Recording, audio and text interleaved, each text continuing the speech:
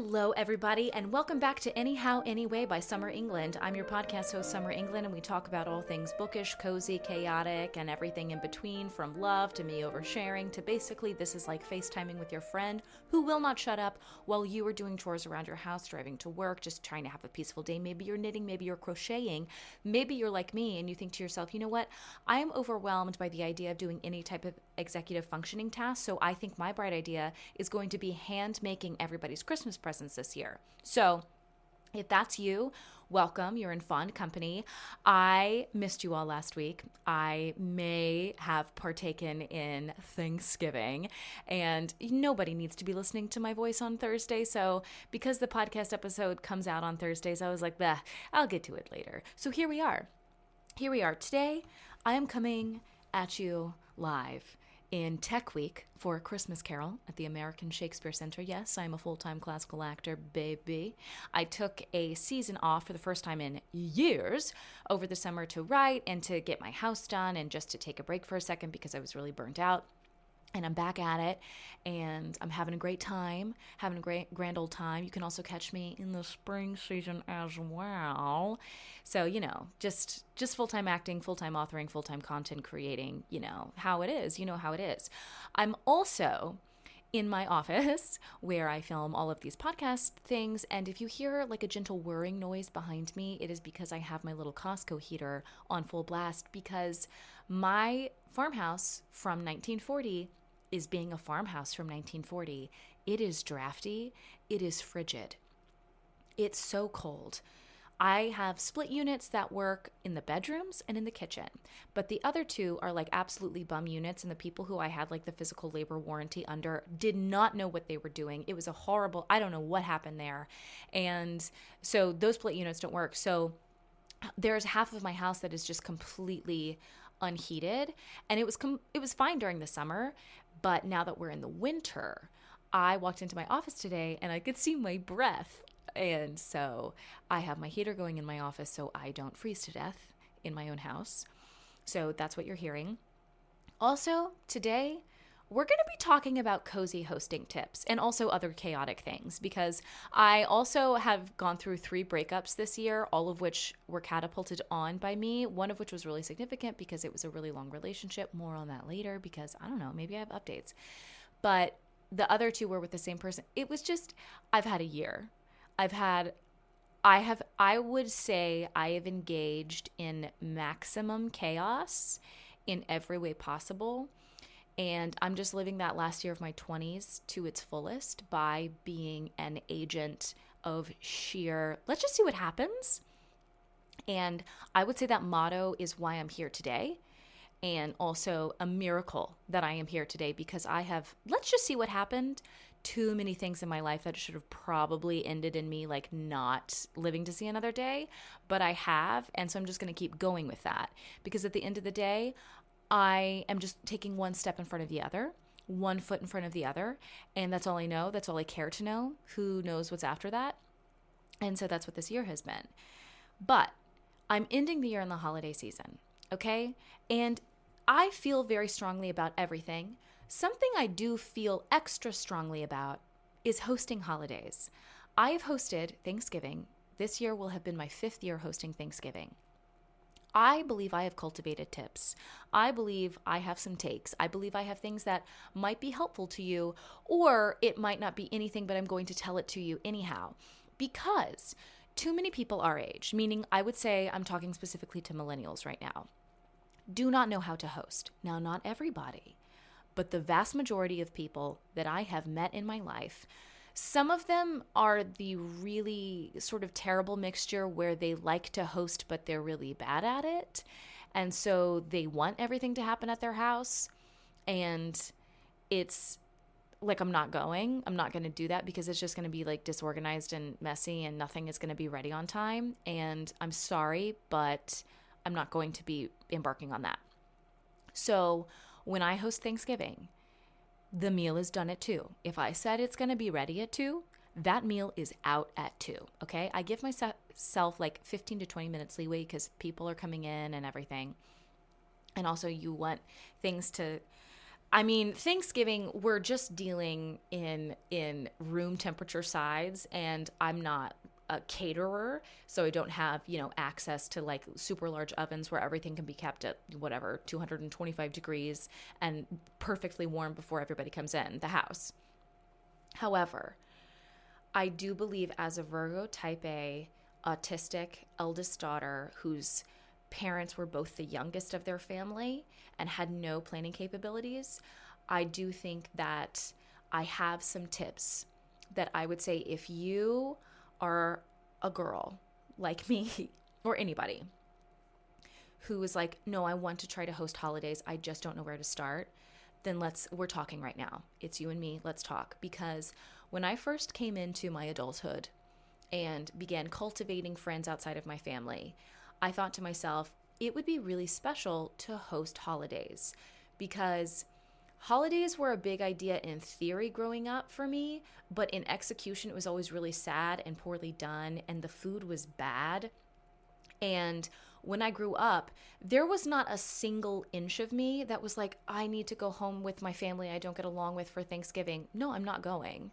I refuse to be inconvenienced by something that is not mutually beneficial. And maybe that's autism. Maybe I'm just like a little bit psychopathic, but I have no qualms not going home for the holidays.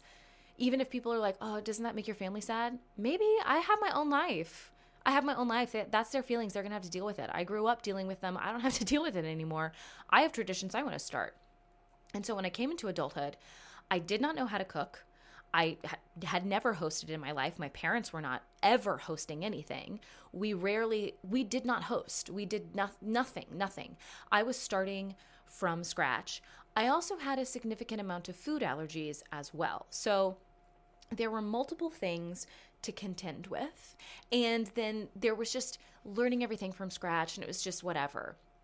And so first off, to those of you who want to host and who are thinking to themselves, no, I want to host a Friendsgiving next year. That's really special. Or I want to host a Christmas Eve or Christmas or something in the winter, because this is the holiday season.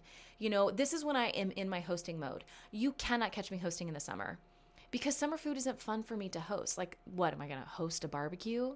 No, I'm not going to do that.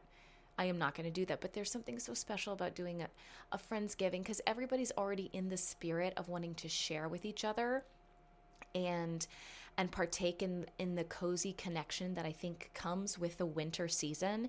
And it took me a long time to be able to appreciate the winter, because I am such a spring and summer person and I like being outside. But as I've grown older,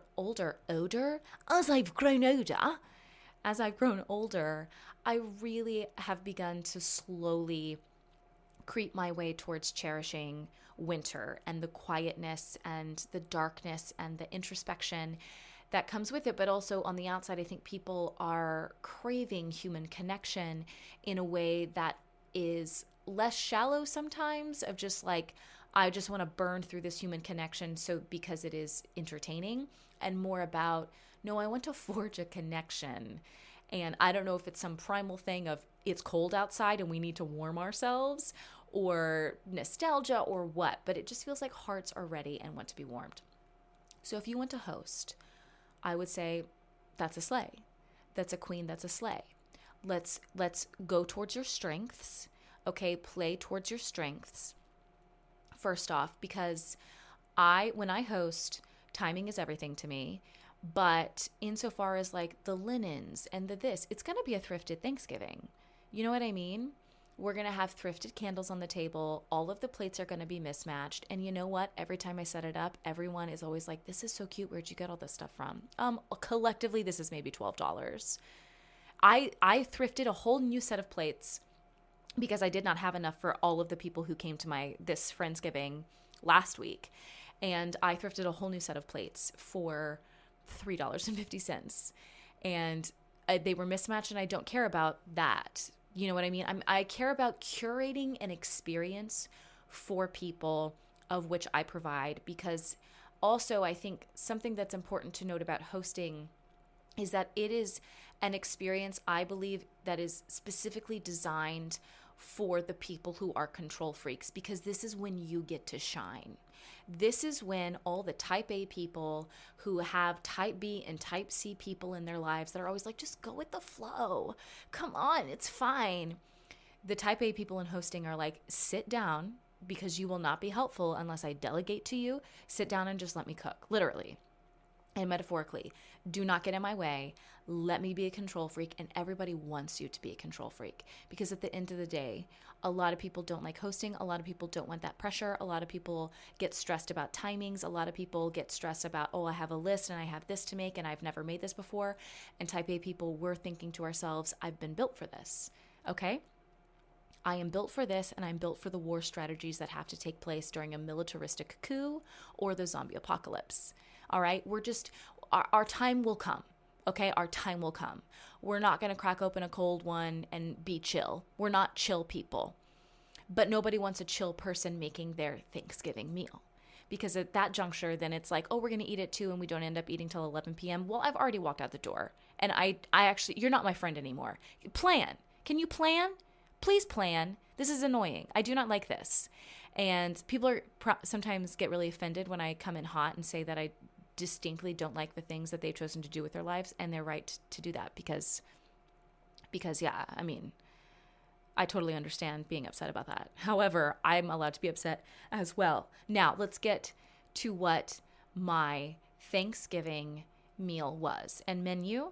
And then we're going to break it down into logistics, because if there's one thing that type A hosts should thrive upon, is that, yes, there are metaphors of like curating an experience. There's a philosophical approach to, I like to host because I think I have the skill set to do it, but 2, I like to host because I think some people are bridges and we bridge people together, and we love to curate relationships or offer a space in which people feel safe and cozy at home and blah, blah, blah, blah, blah. But let's get to the brass tacks. Let's get to what do you pre-prep when you go to the grocery store, all of that stuff. And if you have questions specifically of like, what do you get from the grocery store for Thanksgiving, honey, I have that. I have the whole thing separated by aisle, okay?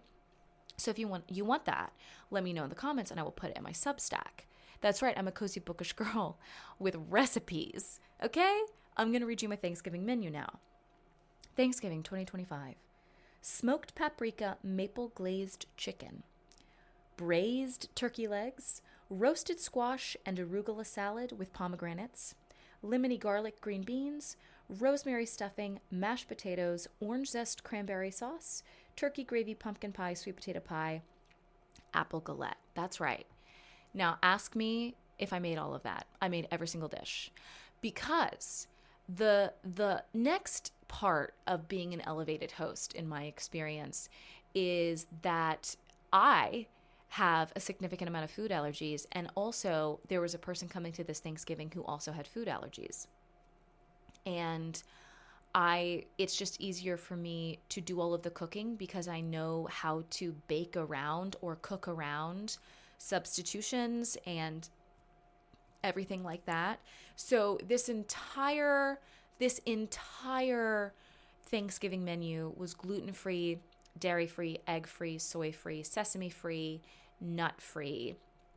And so, and before you're like, ew, was it disgusting? Some people didn't even know. My gluten-free stuffing is so good, but I've been cooking with it for years. I've been cooking that way for myself for like 8 years. And something I learned along the time when I began to host is that it is easiest for me to host holidays when I am the main cook, because I know what is going into stuff. I'm not going to enjoy going to another person's house when I cannot see the ingredients of everything they put in, especially if they've never cooked for allergies before. Also, it adds like a whole other layer of stress to them and then to me, because they keep sending me like, is this okay? Is this okay? At the end of the day, I wish you would have just listened to me and put grapes out on the table, and I would have brought my own meal, because now I'm just annoyed. You know what I mean? So one of the reasons why I host Thanksgiving and host holiday meals is because I'm able to be the full cook. Now, yes, I have a full-time job. Yes, I also have another full-time job wherein I write all the time. How did I do this all by myself? Well, I would love to tell you. What you want to do is you want to go grocery shopping 4 to 5 days before Thanksgiving or the big thing that you're hosting. You want to get that grocery list, everything you need. Now, why do I say 4 to 5 days before? Because you will have forgotten something in the interim. So once you get all those groceries home, you're going to put them away, and then you're going to go through your menu, and then you're going to remember, oh shit, I need to get pastry dough, or I need to get coconut whipped cream, whatever it is. And then you have space to go back to the store instead of doing it 1 to 2 days before, and then everything is already gone, especially in the case of Thanksgiving. Or it's really crunch time, and the hours that you spend at the grocery store could have been going to pre-prepping your meals and such, which is what you really want to focus on, I think, in the brass tacks of being a good host for Thanksgiving, is that you are cooking as much beforehand as is possible, and that will also benefit, because like making the pumpkin pie a day beforehand is better than making it the day of, because a pumpkin pie is really good chilled. So is a sweet potato pie. Now, what you really want to, because what you want to focus on during the day of Thanksgiving is the meat, is the main entree.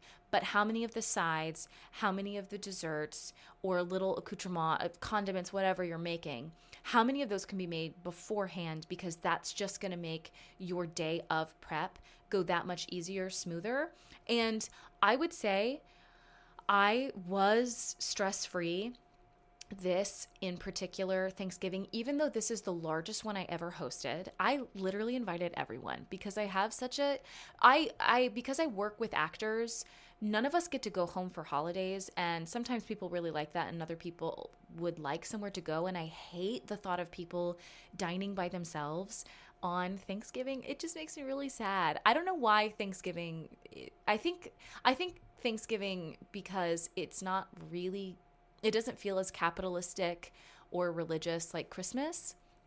And so I just like it better. And so the thought of all of these people that I work with, we're going to have a day off, but then some of them are like in their sad actor housing when I have a whole house and an oven. No, we're not doing that. So there was like, I don't know, 12 or 13 people there. And one of the reasons I think I was stress-free is that I did do it all by myself. And like the cooking, the everything. And I really enjoyed that because I didn't have to delegate, and I like being in control, and I like just making it better myself. And I have a big, I would just rather do it myself mentality. And because a lot of people our age don't know how to cook or what have you, not that the people who hung out didn't know how, but there's just a certain level of like, I would just rather do it myself. I'm not to the point of a home cook wherein I'm able to expertly delegate how to do something without it adding stress. I don't want anybody in the kitchen with me unless they're sitting down at the table sipping, and then they're gib-gabbing, and it's like a podcast, like a live podcast. That is perfect for me. Do not help me. Do not feel like you need to be useful. You will annoy me. So unless I ask you to do something, get out of my way. And I learned that because before I like co-hosted or was living with someone, and they were great. Nothing bad about them. I just don't want to share that space. Like, let me be in control.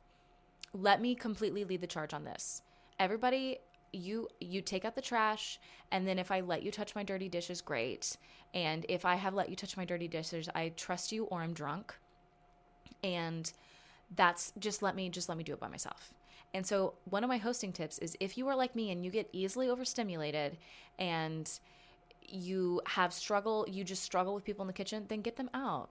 Get them out of the kitchen. They don't have to be in there with you. You don't have to do anything you don't want to do. Okay? You're already hosting, already cooking enough.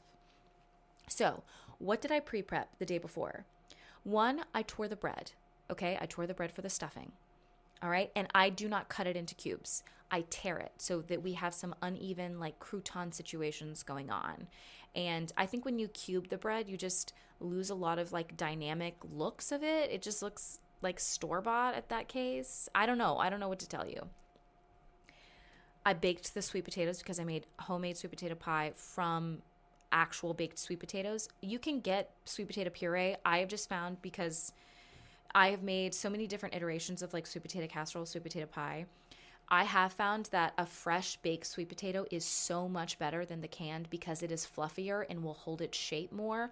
Whereas a canned one, a lot of times you need a binder like egg or flour or something to get it to set.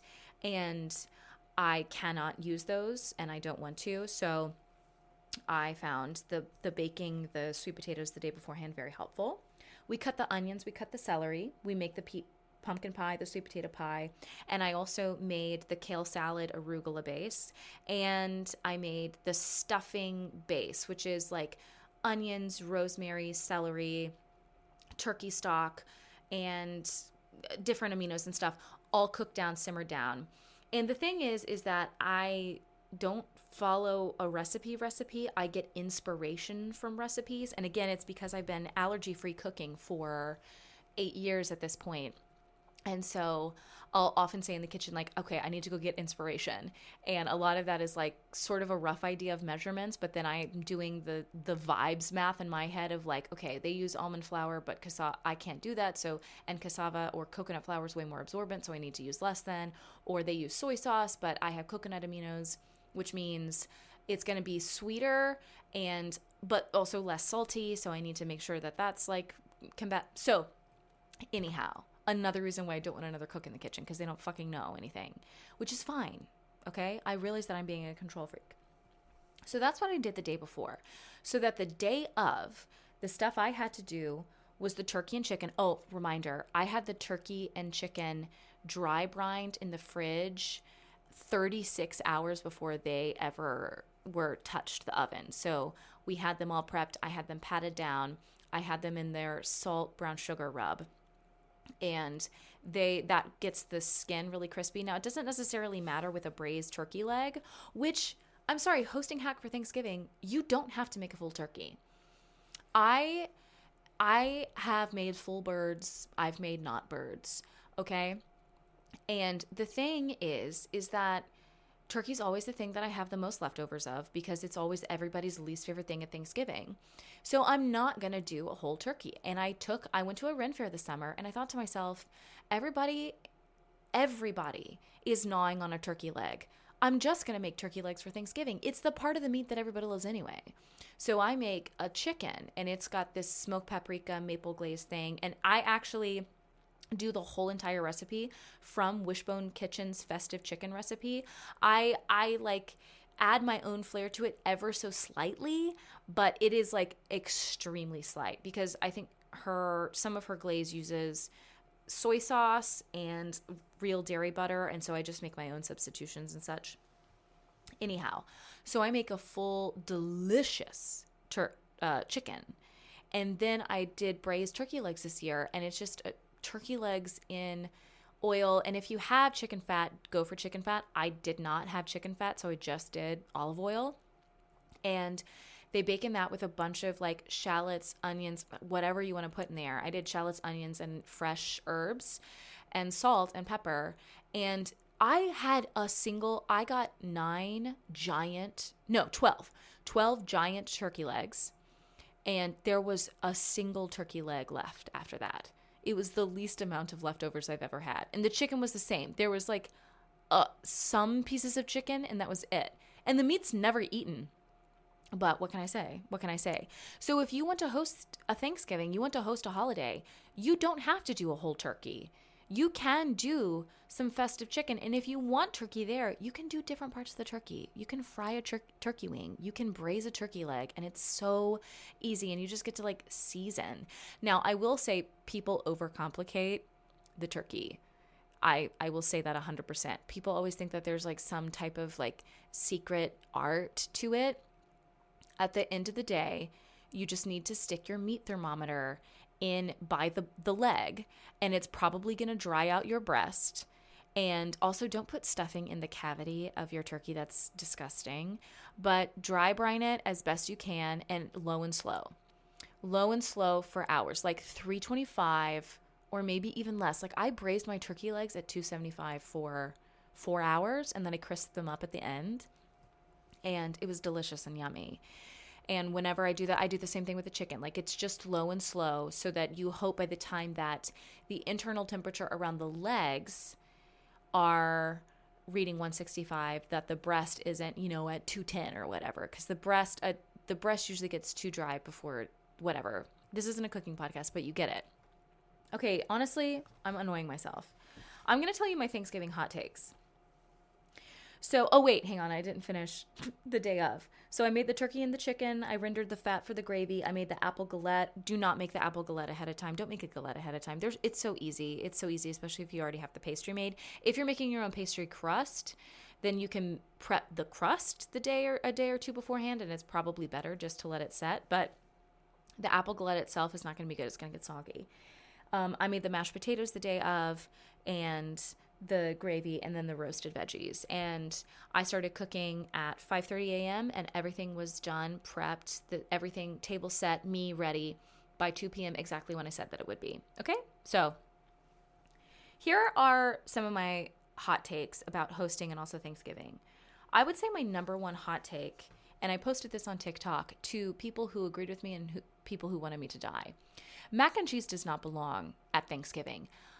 I am so deeply offended because it's happened before. Not this year, but it has happened where I make this huge Thanksgiving spread. Like 13 menu items, okay? Everything is homemade. Everything. Everything is safe to eat. It's delicious, warm. It's ready when I said that it would be. Somebody comes in, where's the mac and cheese? Where's the child's table? Are you 4 or are you 5? Go somewhere else. Do not talk to me right now. We are not friends. It makes me so irate because, one, don't do that. If you're going over somebody's house, do not ask them where this other thing is. 2, what does mac and cheese add to a Thanksgiving meal? It doesn't make any sense for a flavor profile. It's not good coloring on the plate. It doesn't add a texture. I get that it's a good dish, but sometimes I think we lose the plot where just because Thanksgiving, when I host, there is a flavor profile that I'm hosting towards. And I like that. I like to curate a menu. I like to have something that makes sense. When sometimes I have gone to Thanksgivings where it's just the craziest side dishes we can make or side dishes that taste good. And so on the plate, it's just mayhem. Like I can't just swipe my turkey through the whole entire plate because that would be crazy. It would taste disgusting. I do not want my cranberry sauce touching my mac and cheese. That's so weird. And texturally, like potatoes and mac and cheese? No. Have a standard. Please, for the love of God. And sometimes that's why I think so many millennials, I'm coming for us millennials because I am one, and I think we need to do better. So many millennials don't have a fucking standard. Will you please have a standard for how things are going to be? Like, you're allowed to have rules. I know that your parents overruled you, and so you're like, whatever, whatever goes. If it's food, it tastes good. Literally look at your plate. Can you, for 2 seconds, have a single standard? Okay, there should be some green, there should be red, there should be flavor profiles that make sense and are complementary to each other. Please. Mac and cheese does not belong there at a Thanksgiving. It just doesn't. And when I posted that, some people were like, well, I have, insert some textural issue here. Okay, I'm not talking about that. Sure, yeah, of course. That can be about literally anything, okay? That could be, hey, everybody should read more physical books. And you're like, well, whenever I touch paper, I have a panic attack. Okay, then don't do that. Obviously, I'm not talking about that. Whatever. Anyhow, anyway, I would say mac and cheese does not belong at a Thanksgiving, and you will not catch me making it. And another hosting tip, make what you want to make. The last thing I'm going to do is everybody I've invited, oh, what's your special? What is the thing that you need at Thanksgiving? Oh, you need green bean casserole where I put a can of mushroom soup and crackly onions on top? That's the thing you need at Thanksgiving? Oh, I can't wait to pour that into a bowl and mix it together. I'm not fucking doing that. I'm making what I want to make. You're invited. You literally are welcome. You can come. But come on. Come on. All right? I'm not Cracker Barrel. We're going to come and we're going to have a fun time. But as a host, when you are hosting a holiday, you need to have boundaries. I don't care if a dish that everybody loses their minds about is not at my Thanksgiving. I'm making the dishes that I have fun making, and people are going to eat them. It's fine. It's fine. And everybody has the thing that their family did or the thing that they're attached to about a holiday, Thanksgiving, Christmas, whatever. And if they want to bring it and you don't have allergy restrictions, like I can't just have you bring mac and cheese into my house and then set it beside other stuff in case like any cross-contamination or somebody accidentally ladles it into the wrong thing and then we ruin everything for the other people. But even, you know, you're like, people can bring their own, I guess, if it's really important to them. But at the end of the day, I think the most fun thing about hosting is like you have curated the menu. Like people are coming to your little cafe restaurant for the day. And that's on that. Okay? Okay. If you're hosting and you're a shoes off household, let people know that beforehand. Now, I couldn't intercept. I had friends here with me, which was very sweet, and they intercepted before I could when people came in of like, oh, is this shoes off, shoes on? I am a shoes off household with me and myself and my son and my close visitors. But with a bunch of guests coming over, I'm usually not, because some people have a fit. You know what I mean? Like an outfit, not a fit. Like they have curated their outfit to go with their shoes, and now I'm making them take their shoes off in a house they've never been in. I'm not going to do that. Now, maybe that's a hot take, and people who just came to my Thanksgiving are going to be like, bitch, you made me take my shoes off. I didn't. I couldn't intercept the people who told you you had to, which is fine. I'm glad that they were going off of the data that they had. But usually I don't, because unless I have said, hey, I'm a shoes off household, because I know curating a fit, you consider the shoe. Okay? Okay. Lord of the Rings should be playing in the background of your Thanksgiving or holiday meal. I don't make the rules. Okay? I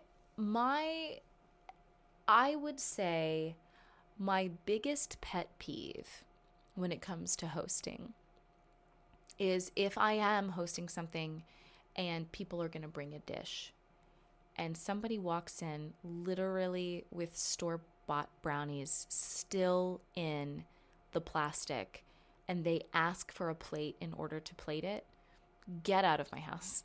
Actually get out of my house. Once again, millennials, fucking try. And do not come to me of, oh, I didn't have time because of, no, you don't get to say that. No, I work full-time. I have 2 full-time jobs and I'm a single mom with a kid. Say it. Do not bring anything. Do not. Unless I specifically asked you, hey, can you pick up some Kroger bakery brownies? Do not walk into my house and then ask for a plate to make it look like you tried. Absolutely not. No, we're not doing that. Come on. What? Imagine if you did that in Devil Wears Prada. And I think everything Miranda Priestley did is correct. Why is no one ready? Have a standard. Okay. Now to my hosting hacks. Queen, pop open that red or that white or whatever alcohol you like to partake in the last 45 minutes before guests arrive. Everything's already done. Okay? You're just like in the warming zone now. Pop open that wine and get a little tipsy before people get in, because then your inhibitions are going to be down and you're just going to plate those up. You're not going to care. Okay? You've cared enough. You have provided, and I will say hosting is expensive. Like, budget it out. And again, had to do it myself, which was totally fine about. It was expensive to get all of that for people, and I'm happy to do it. Just prep. But get yourself a nice little glass of wine and pop that puppy open before people come. Okay? And as I said before, I hate help in the kitchen. I don't want you in there unless you're sitting at my table and you're talking to me. I do not want you helping. I do not want to say, oh, I need to get under. I don't have time to be nice. Get out of my way. Thank you. I will let you know if I need help. And if you're a host who doesn't want help, do not feel bad of like, well, people want to help me. They can go fuck themselves. Oh, we're adults. Go feel useful somewhere else. Okay? Thrifted cozy stuff. Look, I don't own a single plate or platter that I bought from a store. I don't. All of it, like a big box store. All of it is thrifted. None of it matches. And it is a cozy, bookish Thanksgiving every time, okay? It's like a Little Women Thanksgiving. It's sweet, it's cute, it's cozy. We've got mismatched plates. We have different napkins. We've got forks that don't match and all of this. But once you curate it and you commit to it and then you just light some candles, no one cares. No one cares. I do not have nice linens. Or like, I don't know if they're nice or not. I thrifted them. And none of them match. And I don't even have a full table. I always have to get a fold-out table. And I had a bunch of mismatched chairs and office chairs that one of the guests had to bring. Shout out Justin. Thank you, King. And it was so sweet and so cozy. Never once has anybody been like, you don't have a dining room table? No, I don't. I don't. I really don't. So thrift your stuff. Thrift cozy, cute little things. Are you kidding me? It looks so cute, like a random little gravy boat. It's so eclectic and lovely and homey, and it just adds to the whole holiday experience to thrift like a serving platter and think, after you clean it really well, oh, I wonder like what other holidays have been served on this. I'm obsessed. Okay. And make sure your hosting outfit makes you feel sexy, but also when you eat, it's not clinging to you, because I get overstimulated. So I don't want a bunch of stuff clinging to me. I had a turtleneck and then a slutty little 90s mini skirt with a squirt. Okay, it was a squirt moment. And then black pantyhose. And I just walked around my little kitchen feeling slutty, hot, but also like I could eat whatever I wanted. And it wasn't like, not that I was going to look bad in the outfit all of a sudden, but the outfit wasn't going to cling to me in a way that was going to make the feeling of fullness be uncomfortable for me. Okay? Also, make sure you get your candles. Light those live candles. If you are in doubt of like, all right, what's the number one thing I need decor-wise to be a good host? You just need candles. That's all. You have a live candle burning, especially a candlestick, which are so cheap, you're done. And you don't even necessarily need a candle holder. You could get like a votive candle or one of those big thick ones that burns in itself, and you're done. Like if there's a live flame on the table, albeit dangerous, you're set. You're set. Now, some people knock it over continuously throughout the day. Yeah, 100%. But spatial awareness is not everybody's like ability. And that's fine. And finally, make what you want to make. Make what you want to make. Who cares about other people? Okay? Curate your menu, curate your flavor profile, make what you want to make. And if you could be a type B host and be like, but I want everybody to bring their own flavor thing, whatever, then do that. And if you don't have any rules around it, great. But if I were going to do that, like if I didn't have allergies, and we were going to do that, and it was like, all right, everybody bring something, I would still give boundaries of like, okay, but you need to do it in this flavor profile, or let's like set a challenge, or everybody makes a side that features a butternut squash or orange or a color or something to make it more fun, festive, to get people into cooking and collaborating and creating something that isn't just Costco brownies. No tea, no shade to it, but come on. All right. So anyways, that was a really long, rambly thing about hosting Thanksgiving, all of that. But I think the biggest takeaways that you need to remember if you wanted to host your own holidays is the pre-prep, the logistics side of going to the grocery store 45 days beforehand, figuring out what you can make ahead, and then what's going to be the day of. Setting a time to eat. I love an early afternoon Thanksgiving. Some people think Thanksgiving is a night thing. I want Thanksgiving at lunch. I don't want to wait all day for my Thanksgiving. I'm impatient. And then the biggest is just set your boundaries. You want to set the menu, set the menu.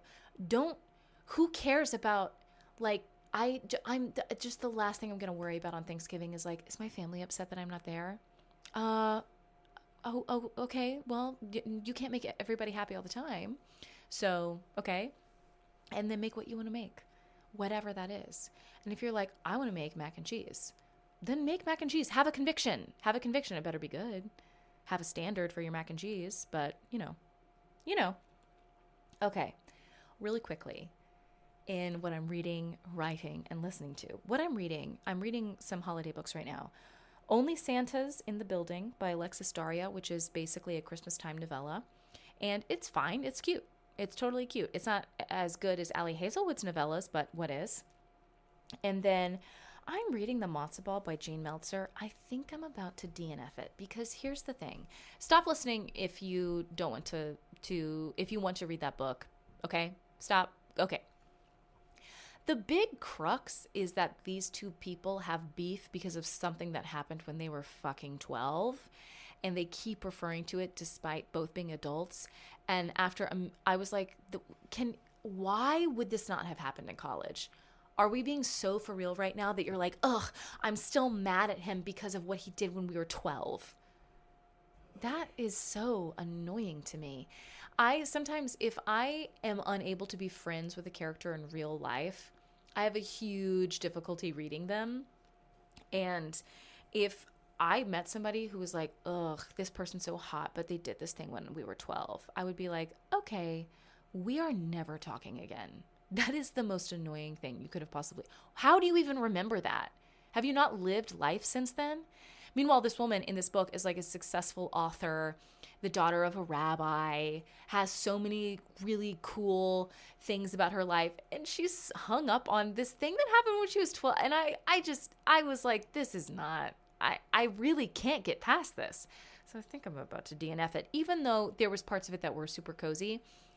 I had it recommended to me, and I'm going to try a few more chapters to see if they stop talking about it, because I think once they stop talking about it, I'll feel differently about it. But if they keep talking about it, I don't know if I'm going to be able to finish it. So anyhow, that's what I'm reading, writing, listening to. Now, what I'm writing, I'm still writing the same stuff about the two Shakespeare professors vying for the same tenure track position. I'm finishing it this month, okay? And then I'm sending it off to my agent. Merry Christmas, Emily. Emily, if you're listening, you've got a big old book coming to you. But what I'm writing in, guys, as you know, I'm a thrift queen. I thrift everything. The last time I bought something from a store was a year ago, and I got some sweaters from Quince when they were having a Black Friday sale. Well, ever since I moved into my farmhouse and it is freezing, I have really wanted sweatpants. I've never bought myself a pair of sweatpants ever in my life. Also, TMI, I've been wearing the same underwear that I've had, for literal years. Years I've had this underwear. I take meticulous care of them, and they're very, very clean. I do the laundry sanitizer, everything. But Aerie was having a sale, and I bought my first ever sweatpants and sweatshirts that weren't thrifted. I've only ever thrifted my sweatshirts, but I've never bought sweatpants. I am writing in those, and it is a game changer. And I got myself a whole new set of underwear, and they're so cozy. I'm on another level of existing as a human. It's like a little bit embarrassing how much this has elevated my life to write in ultra cozy clothes that make me feel kind of cute, because Aerie stuff is cute. I am obsessed. This just goes towards what I believe about writing, is that yes, you need your writing routine, but you also need like a cozy space and something that inspires you, whether that's how your body feels or what you're looking at art-wise, or the color of your office if you have an office, or even down to like if you don't have an office and you have to write in cafes, is there something on your laptop that can inspire you? And so I would say I've really elevated my vibes, because I'm just sort of decked out head to toe in the coziest situation. Oh my God, I feel like a coastal grandmother. And speaking of coastal grandmother, what I'm listening to, I did get my Spotify Wrapped in, and my listening age, they tell you your listening age now. And my listening age is 81 years old, because I listen to Mozart and Sam Cooke, Otis Redding, but also my number one artist this year was Sierra Farrell, which is correct. And she is literally the inspiration for The Mummy Meets the Wild West sapphic romantasy about outlaw dragon riders. So that's what we're doing. Now, also in children's literature is my kiddo's on his little blue truck shit again. All right, we're doing the little blue truck, which he technically has grown out of, but I do not pay attention to that. Like if my kid picks up a board book, he's 6, he can read. If my kid picks up a board book that's like A is for apple and he wants to take it home, yeah, take it home. Who am I to stop you? Never ever am I ever going to tell my kid, you've outgrown that.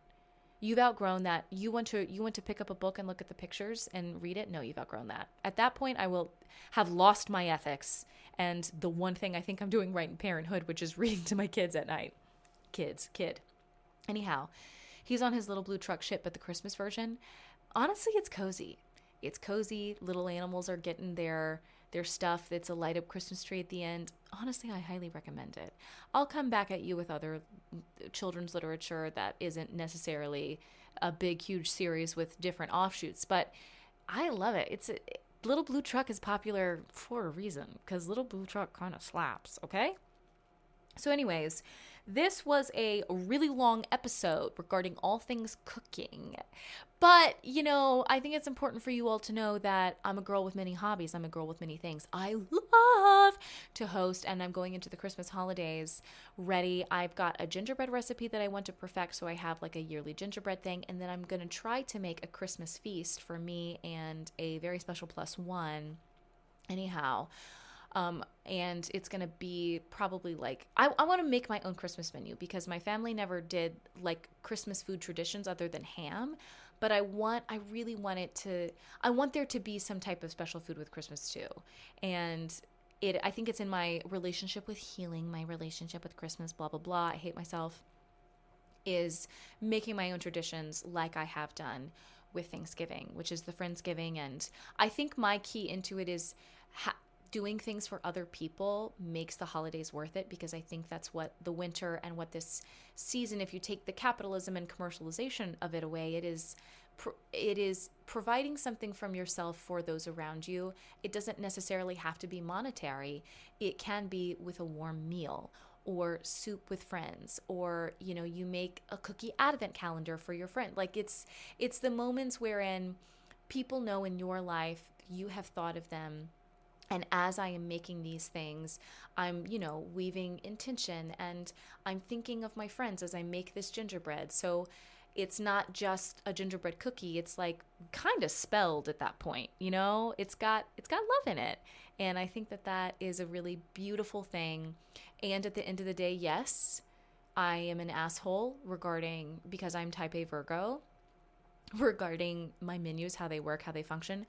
But I get a little wine drunk and then I'm fine, okay? Just let me be a control freak and let me have my standards and provide you an experience. I have standards because I'm providing you an experience, okay? Okay. Do not fight your perfectionism when you host, okay, queens? I hope you read so much smut this holiday season. I am going to partake in reading some smut from Holly Wilde, and I think it's about forking a Christmas tree or something, and I can't wait for it. And I'll let you know how that is. Anyhow, stay cozy, stay bookish. Bye.